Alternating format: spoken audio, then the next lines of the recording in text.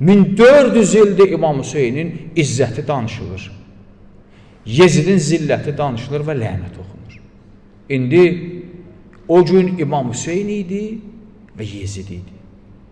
Biri tələb eləyirdi ki, zülmünü davam elətdirməkdən ötəri haqqı dəyənin ağzına vursun, onu təhdid eləyirdi. Bu tarix o gün bağlanmadı. Bu gün də var. Bu gün də davam edir. Keçən cümədən başlayan müharibə hələ bu cümə bitməyib.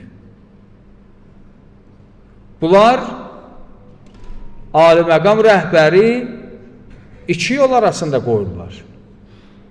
Deyir ki, sən ya biz deyəni qəbul eləməlisən, nüvəni dayandırmalısan. Niyə? Yəni, mənə olar, sənə olmaz. Mən axıllıyam, sən dəlisən. Mən harada atıb, harada atmamağımı bilərəm, sənin ağlın yoxdur. Sən bunu dayandırmalısan. Söhbətə oturmalısan. Ya da nədir, səni məhv eləyir. İki yol arası.